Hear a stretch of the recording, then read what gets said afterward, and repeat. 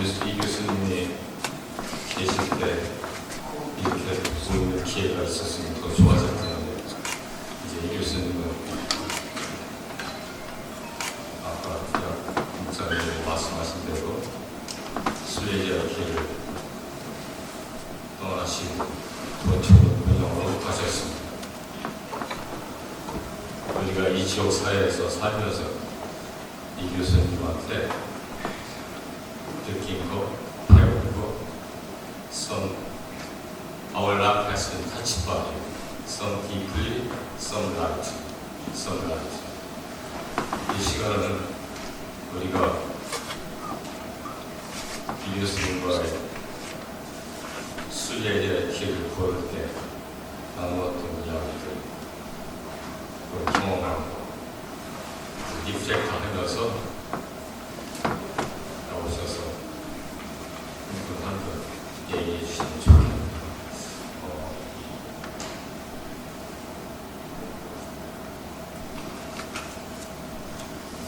그대로 기다리는 것보다는 제가 몇 번을 남인하겠습니다. 이인용 장로님 먼저 나오셔서 He's always ready 말씀해 주시고, 다음에 장승석 박사님,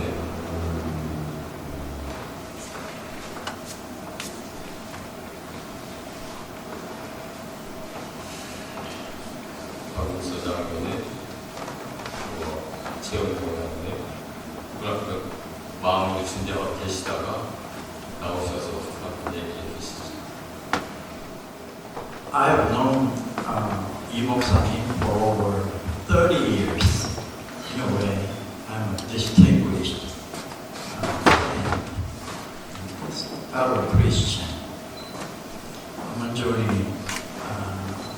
핀스 분단하신 이인숙 장로님, 아들 사이 and his extended family, and praying for heavenly comfort and strength to you all. Briefly, I'm going to share two unforgettable, memorable events. First one was happened in 2011 when Professor Lee retired from the school. And at the Princeton Theological Seminary, graduation was held at the Princeton University Chapel. And 이상현 목사님 was asked from the Princeton Theological Seminary to be a marshal to lead all graduate ceremony. He was at the front of the whole graduate, a long way. Dr. Lee, Elder Lee. By the way, Elder Lee and I was ordained as elder at the same year, 1994, at the Princeton Presbyterian Church together. I remember that. And at the seminary graduation, 이상현 목사님 and Elder Lee wore the gown, golden stripe, black gown, cap, and in front of the whole graduate, Elder Lee pushed the wheelchair where 이상현 목사님 sat and slowly proceeded. At that moment, I was a witness how proud I am, how proud that 이상현 목사님 is. I wish at that time many Koreans must be here to see this moment, to be witnessed how he was excellent professor. I never forget that moment. Vividly remember now.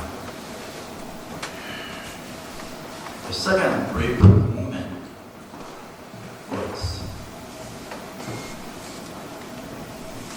이상현 목사님 portrait dedication ceremony. It was held a few years later after retirement. It was at the Princeton Theological Seminary Library. At the time, the pastor Samuel Moffett already passed away, and Princeton Theological Seminary prepared one special section, the third floor, dedicated to the Moffett's family. The Princeton Theological Seminary proposed to Dr. Lee, how about hang Dr. Lee's portrait that place? But Sang-Hyun Lee 목사님 didn't like that, and he wanted his portrait hang display at a different place. As a result, that now 이상현 목사님 portrait, big one, very big one, hang and display on the second floor of the Princeton Library, Princeton Theological Seminary Library, the second floor. How proud, beautiful picture on the library. Everybody come and go and see him.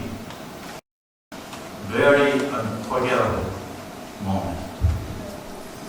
There have been many faculty members come and go in Princeton Theological Seminary, but only a very few faculty members were selected to display in the library. Dr. Lee is one of very few. I'm very proud. These two brief moments, I never forget. Other than that, many events we have been through together. But I will save the rest of the time to other people. Thank you. My name is Peter Lee. I'm one of the nephews, probably the oldest nephew. I came here from Chicago. Actually, I'm an attorney. I had an 8:30 court case this morning, and I got to O'Hare by 9:30, and I took a 10:40 flight.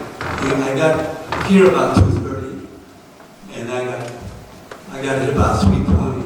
So I just barely made it.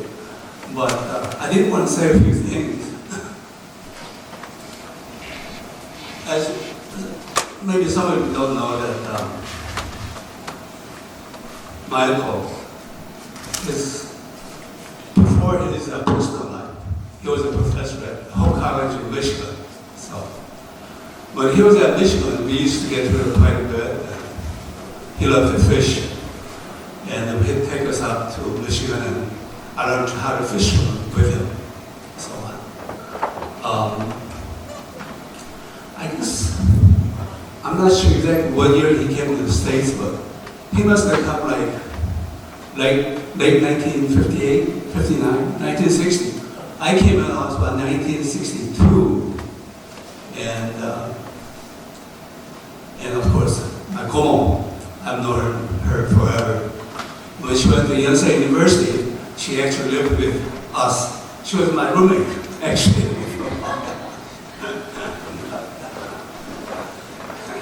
Actually, one time there was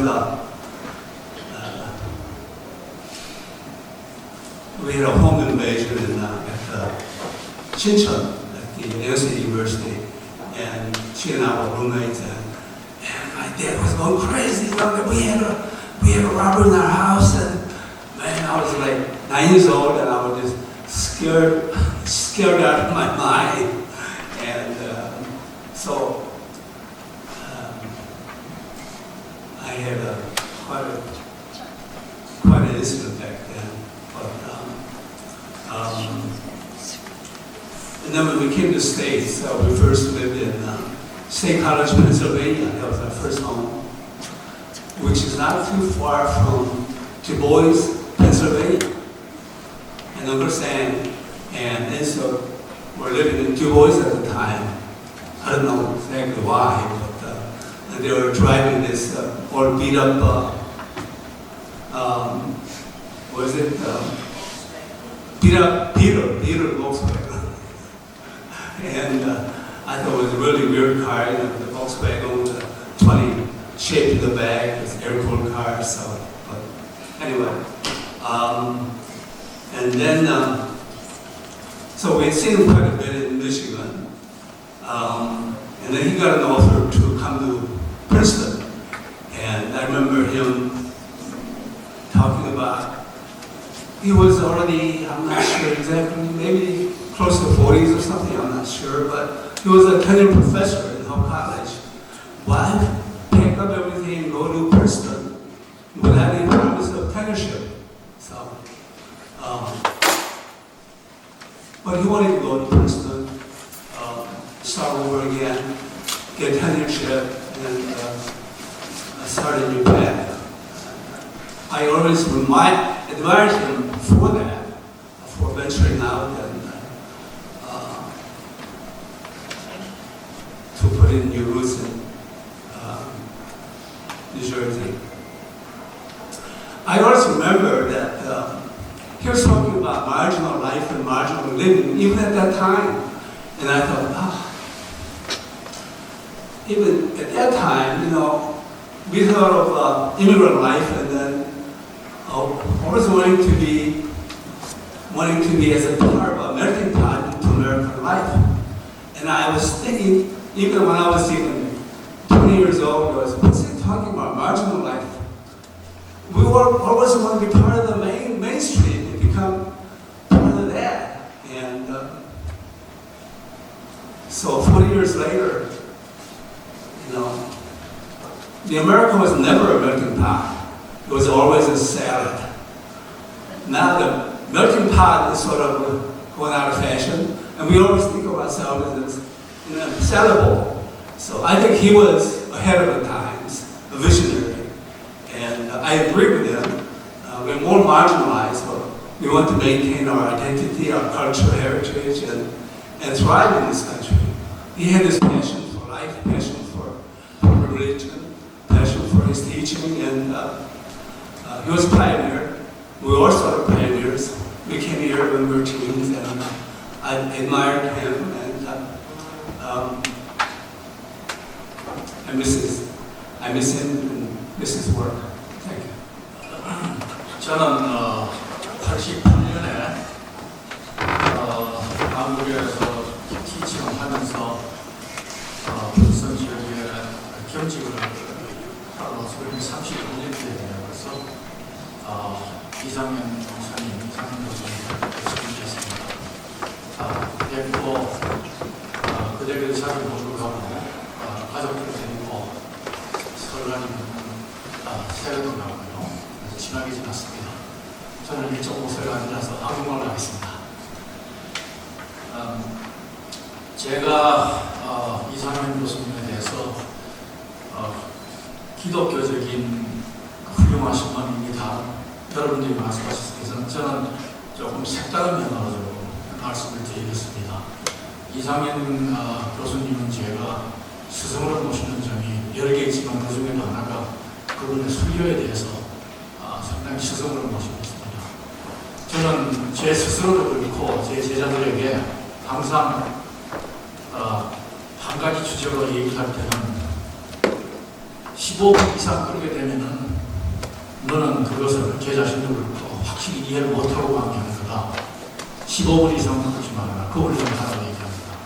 다시 말해서 항상 얘기하는 게 완전한 강의는 모든 것을 추려 담아서 빠짐이 없이 하는 게 아니고 모든 것을 빼서 분도들에게 전혀 없게 핵심만 강의하는 것이 완전한 강의라고 얘기합니다. 그렇게 저도 노력을 하고 있고요.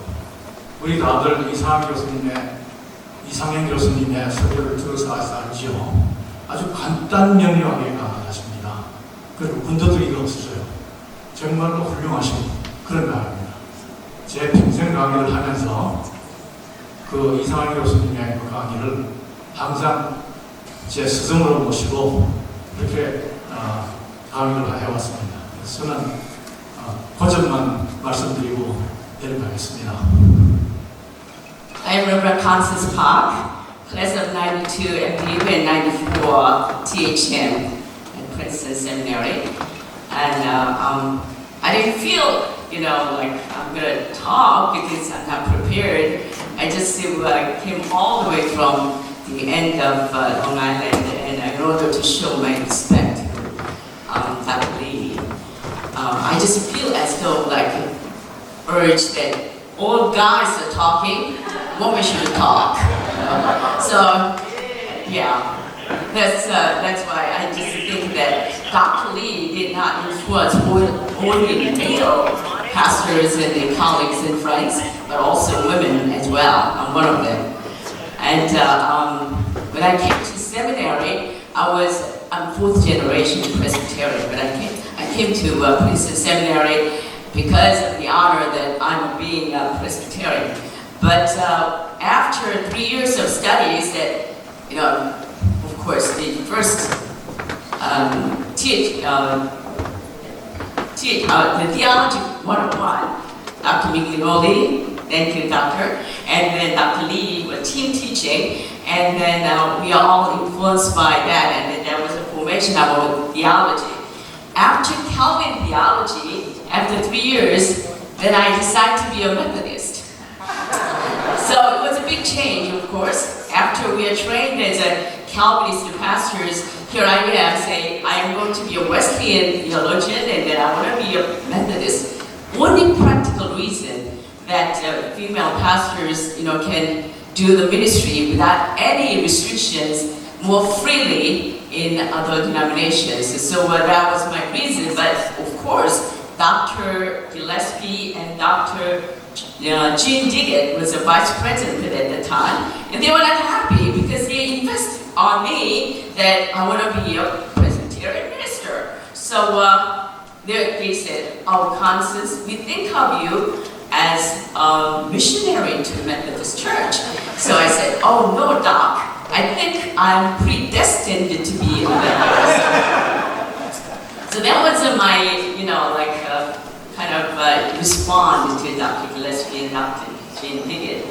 I'm very grateful. But after I met Dr. Lee after I became a Methodist, and he asked the same question.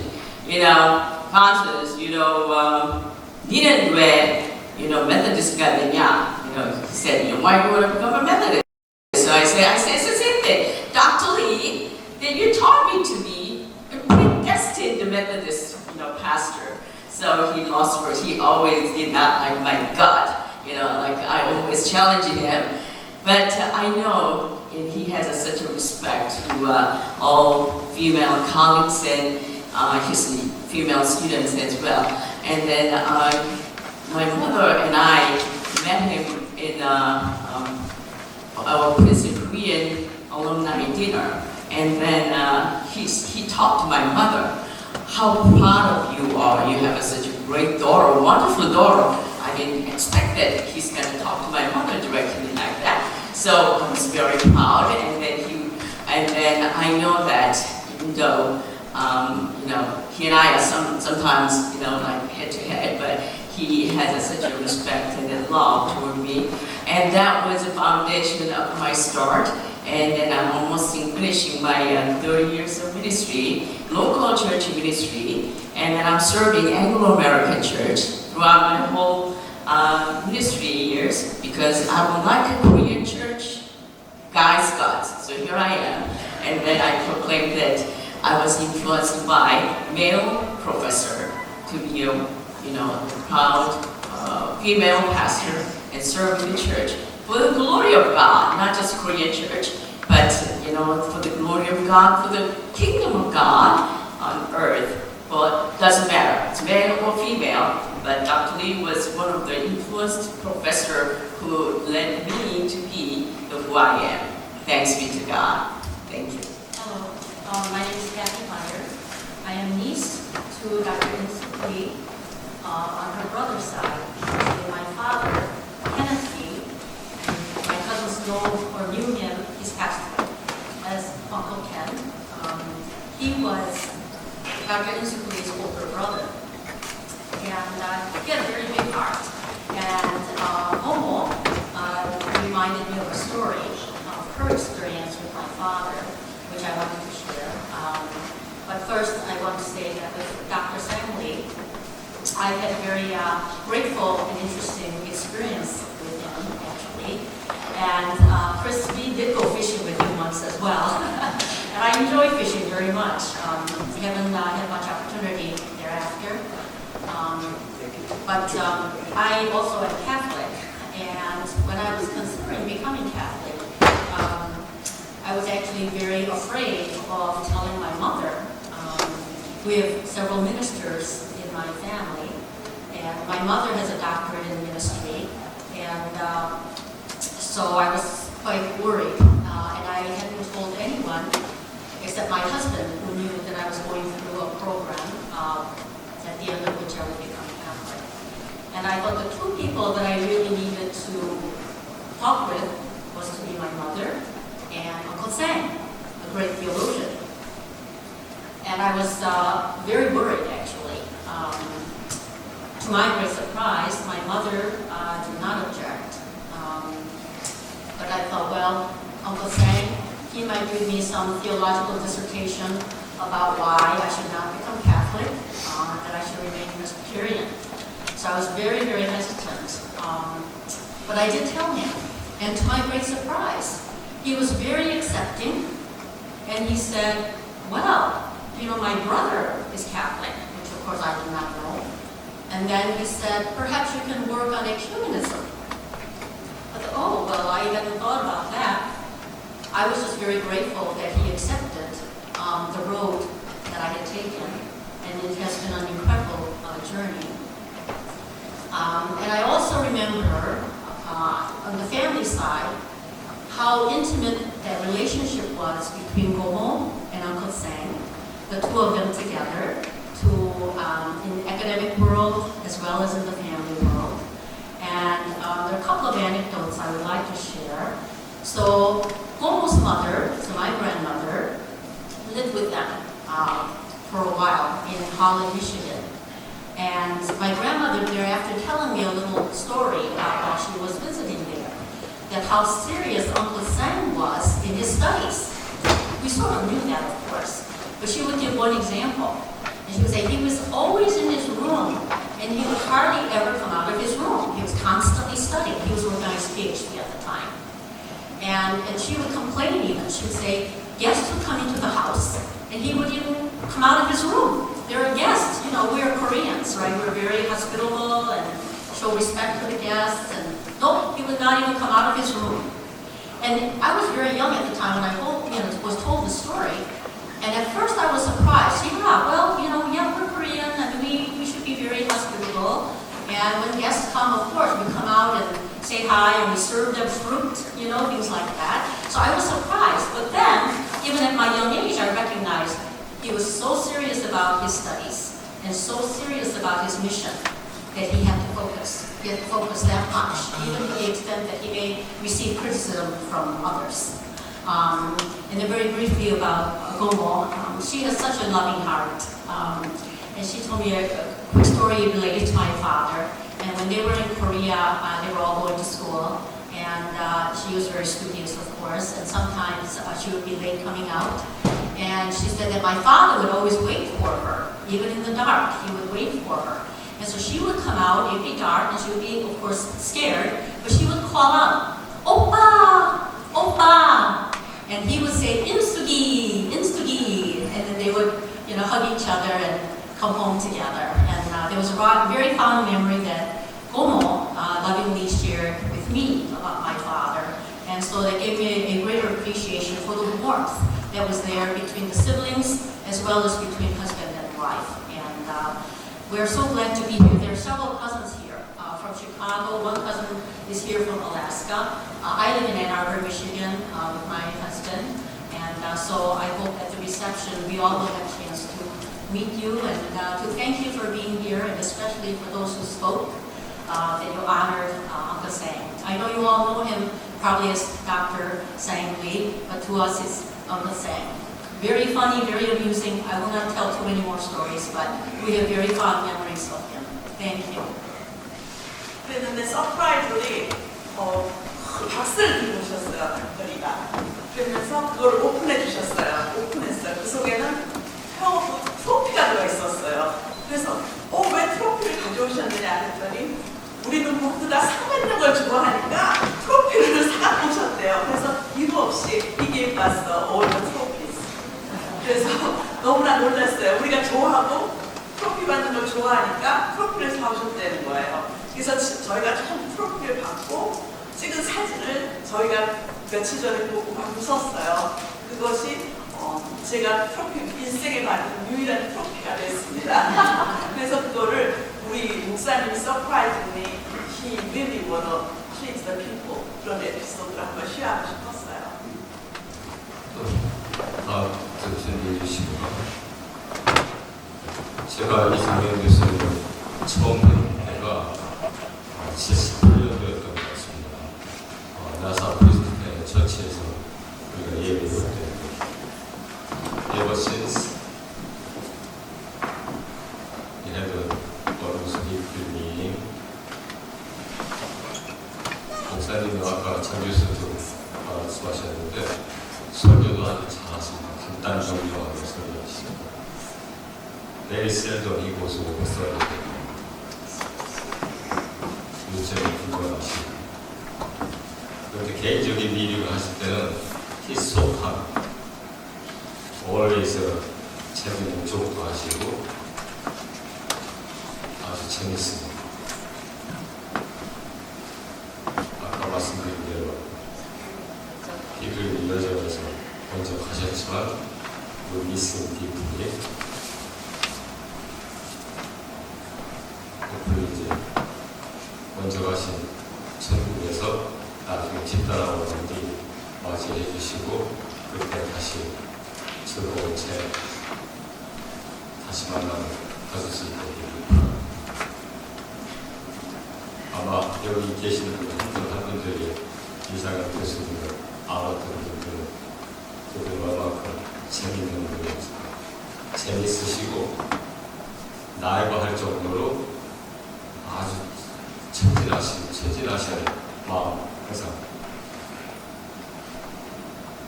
그래서 저는 생각을 했어요.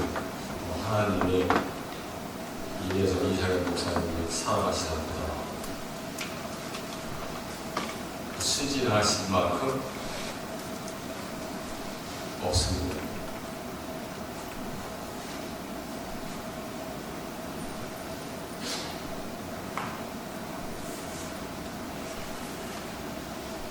또 나와서 말씀해 주시는 분 있으면 나와주시고.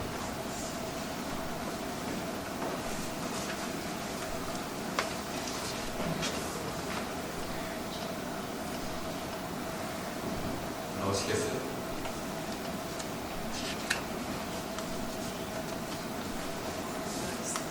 기자분 나오시겠어요?